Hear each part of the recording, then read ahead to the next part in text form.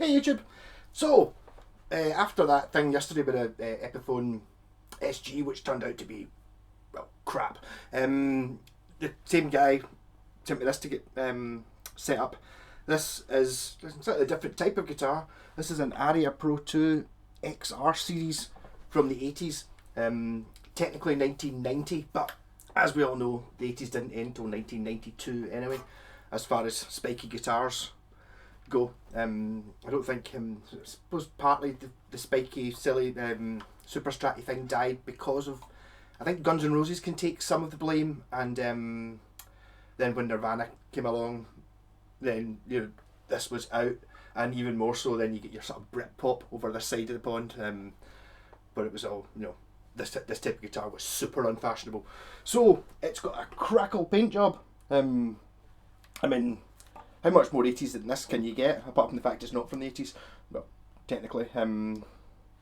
Yeah, so, reverse headstock, Floyd Rose, but not actually a Floyd Rose. The way I know it's not actually a Floyd Rose is because, see, if you look at the nut, it's got a nut, and then it's got the clamp things. That's the thing that Floyd Rose owned the patents for.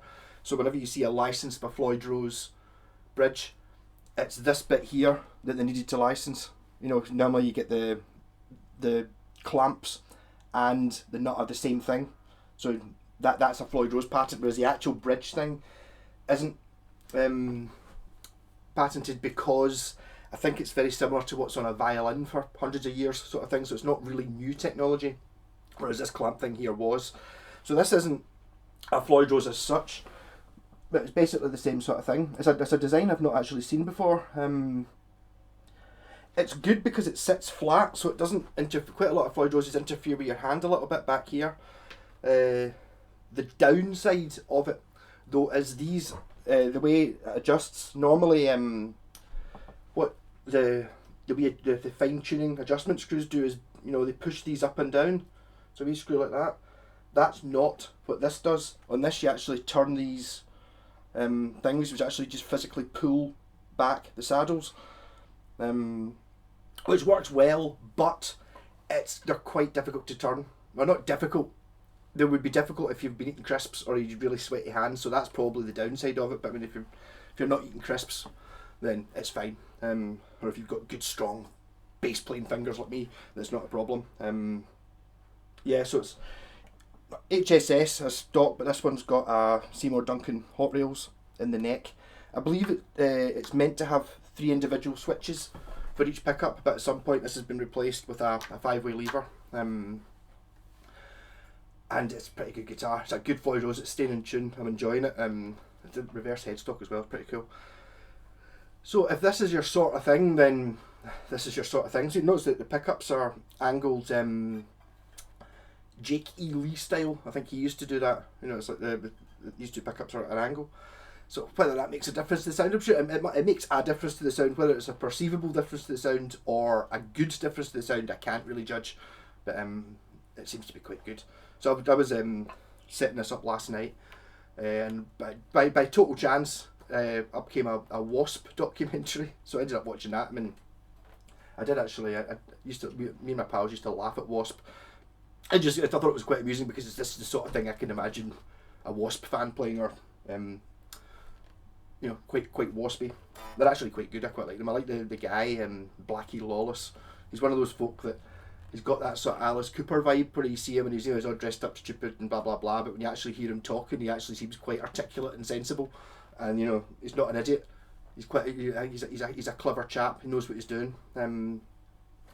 The documentary got a bit shit. Sort of the second half, I think, once they started making money, they got a bit commercial. But the first, I don't know, couple of albums, I don't have any records. I'm totally going by the 3 or 4 videos for songs that were in the documentary. But I enjoyed it.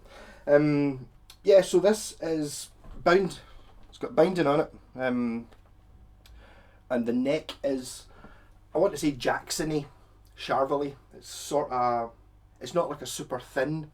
It's quite thin. It's like, it's not like a Strat. It seems to, it feels wide and flat. I mean, these things are. It doesn't really seem to make that much difference.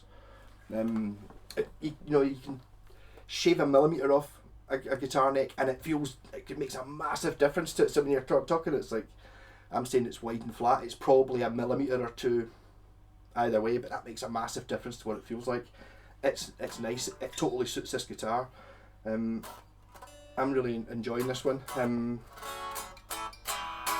So I'm sort of the guy wanted me to, set it up, because the Floyd Rose was blocked off, it's now not. But he was saying, put some coil splits in it and stuff like that, and it's just, I'm kind of not wanting to do that, because I just don't think it needs them. If it was mine, I wouldn't.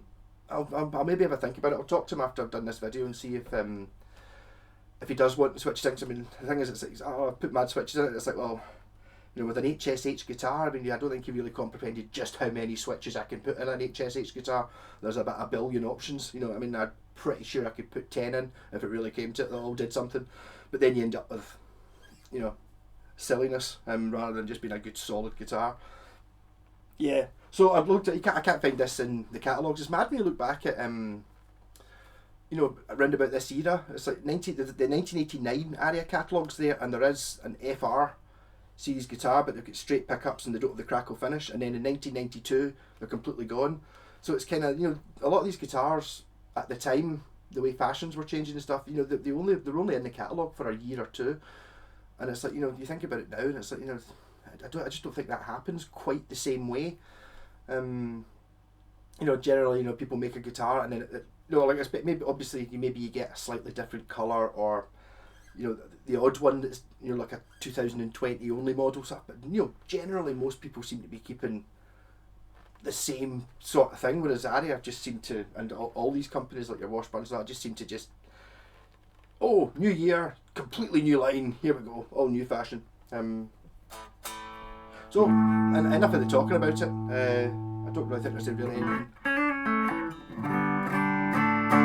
So I think it's 1990, by the way. It's not in the 1989 catalogue, and the serial number starts with a 0.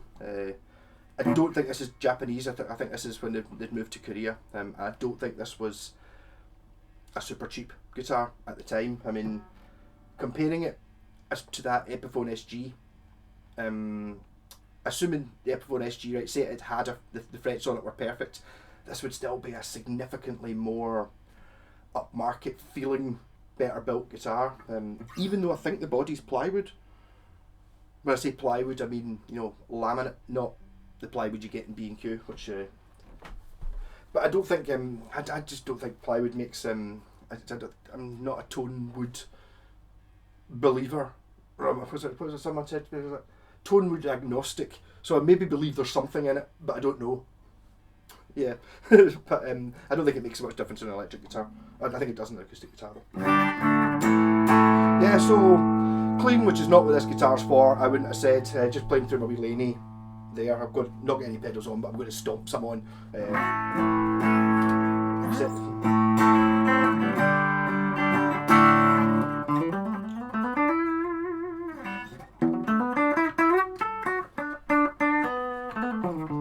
As a bias, like, see when you the way Floyd Rose tremolo arms work. Obviously, you could done. Some people are quite happy with the arm just sitting flopping, and then you lift it up when you want to use it, which I'm not really that keen on. But this one, it's like when you tighten it up to there, it totally just locks in there, and you end up with a pure.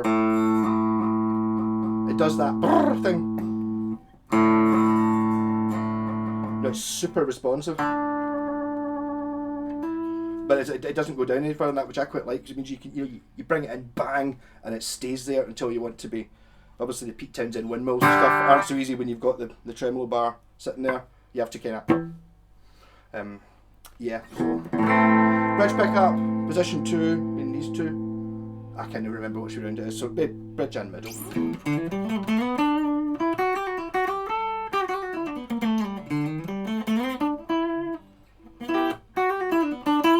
Middle pickup on its own.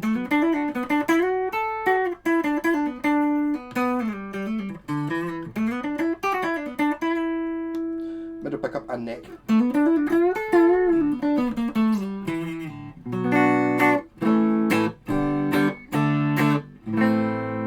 Neck pickup, which I see more Duncan.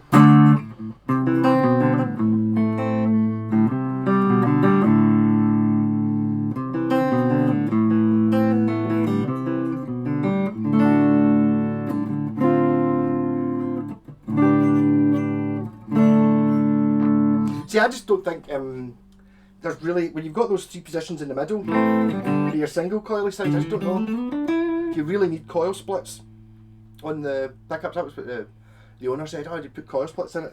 I'm not sure if it really needs it.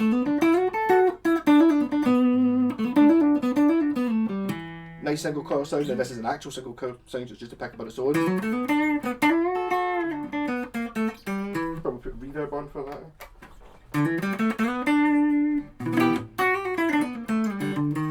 And just do.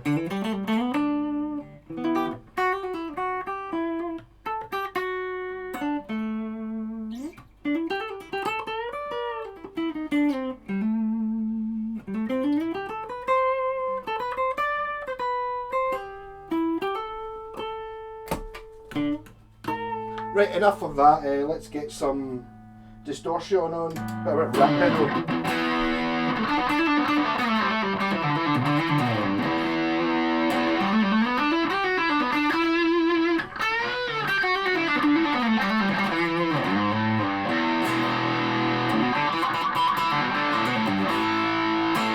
Yes, as I was saying, I was watching Wasp. Really, but I like the singing's good, and I quite like the songs, but the guitar player, maybe just not to my taste. I think it was very good. It's just so dead easy to solo over as well. So I'm going to stick in a bit of a Wasp type riff. It might be a song, I don't know. I was singing it in the shower this morning.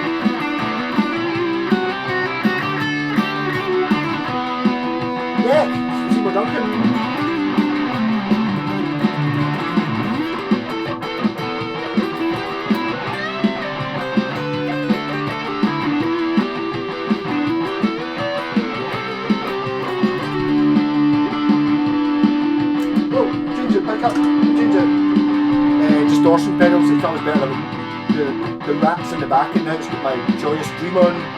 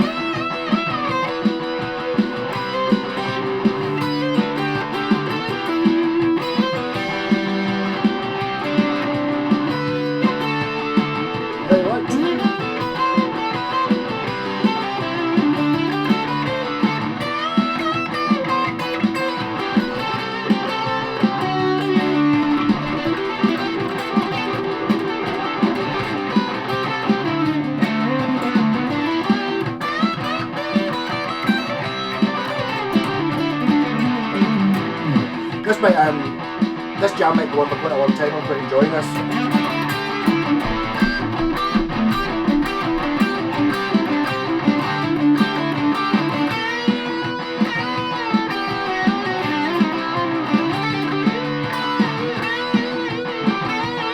To really sing.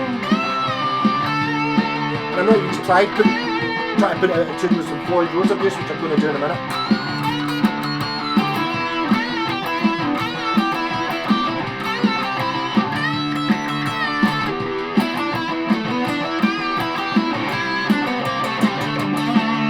There we go.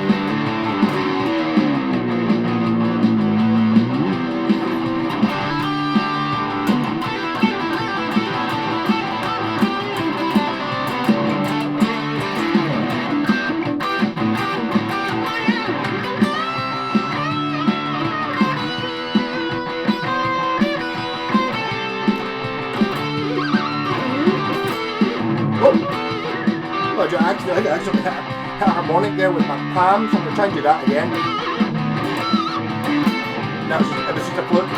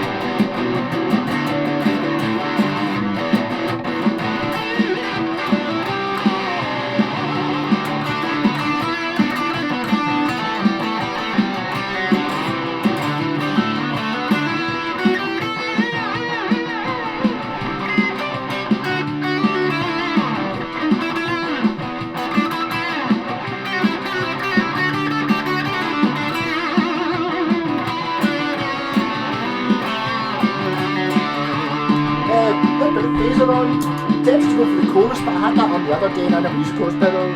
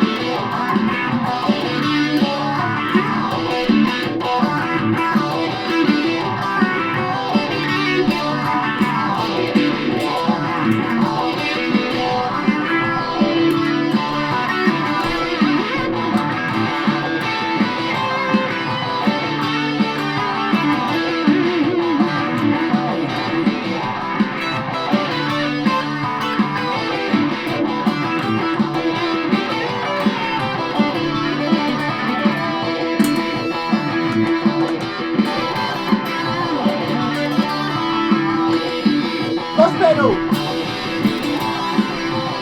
Which I can turn up a little bit.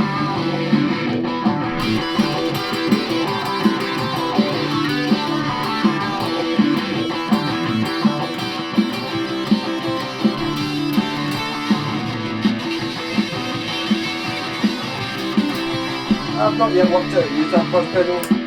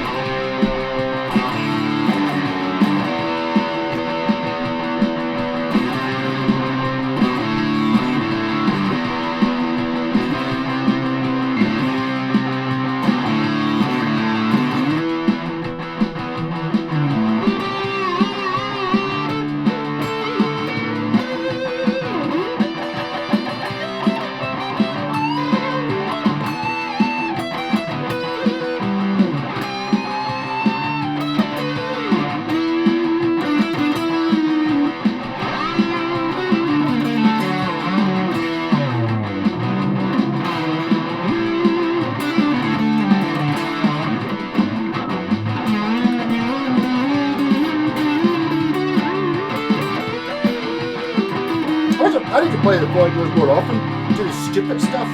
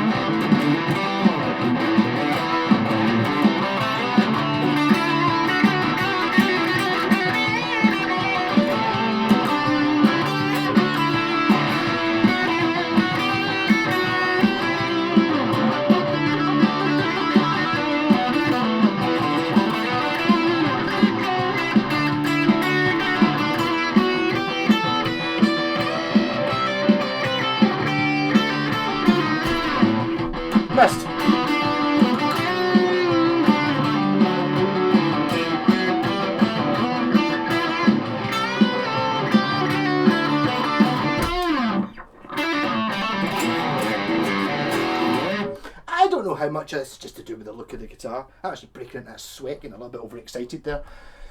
But you know, like having a guitar that's like this, just looking at it kind of makes me want to play like that. And the Floyd Rose, hold on, how in tune is it still?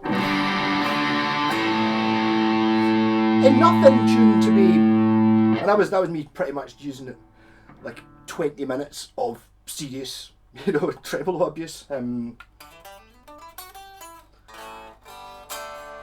It's still, I'm going to check it with the tuner just out of interest, but I mean, it sounds sort of in tune to me. E, fine. A, fine. D, fine. G, fine. B, fine. E, fine. Yes, so a correctly set up and good Floyd Rose, you can just do whatever you want with it. It seems to hold.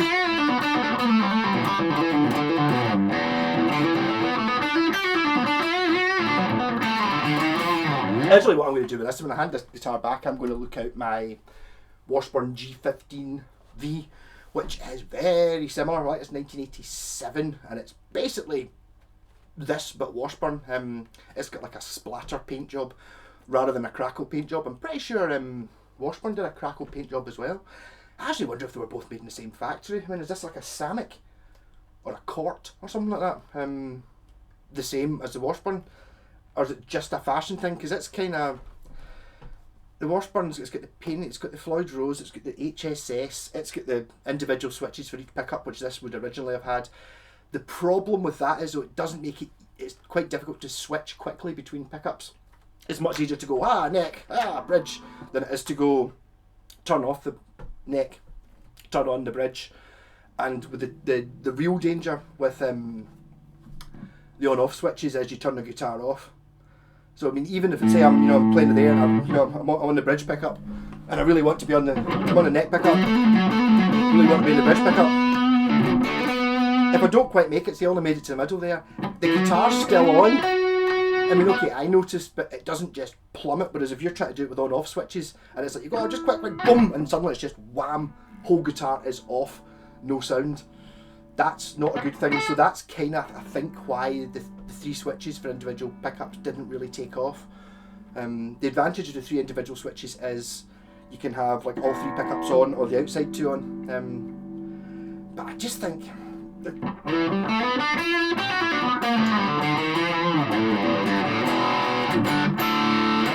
I'll ask the guy and see if he really wants, like a phase switch and a couple of coil splits and stuff in it. If that's what he wants, I'll do it. Yeah, that's fine. But I don't think it needs it. I think the middle three pickups, if you're wanting a sort of single sound,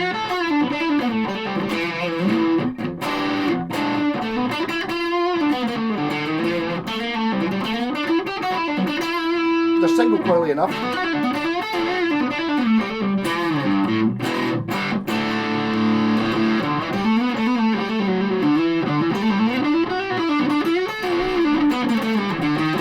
Right, so you win a medal if you get this far into this video. You must really like some idiot soloing over a 3-chord wasp type song and trying to put a guitar out of tune. But then again, maybe that was part of the... So the answer was no, I couldn't really knock it out of tune really. I mean, I was bending that right down as far as it goes. It maybe doesn't have as much up bend as a lot of Floyd's. But it's almost perfectly... It's exactly 3 frets in it.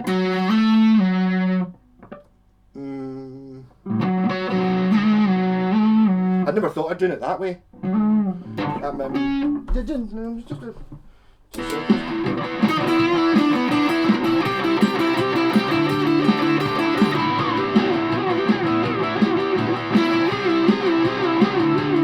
Aha.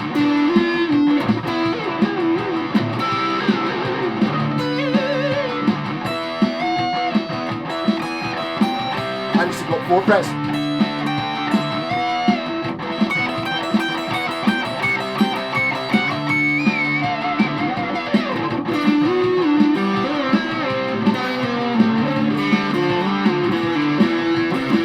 I think a lot of the skill in using a Floyd Rose is knowing how far to bend it, but that's I'm absolutely loving that. I just noticed that there. That it's exactly 3 frets. And that's me just hitting it till it hits into the body. Rather than when you're bending down the way, there's an awful lot of how far do you bend down to get. Do you know what I mean? There's some finesse involved in that.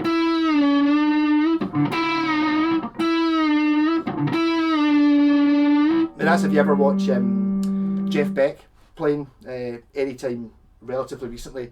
His control of what he can do with the tremolo arm is ridiculous. Now you can pure go, all perfect. And it's like, an idiot like me just goes, I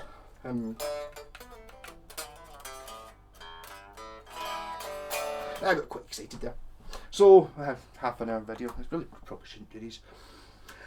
Rock on, catch you later. I don't know what's coming up this week. Oh, I might do it. I'm going to do a video on that. Okay, rock on, catch you later.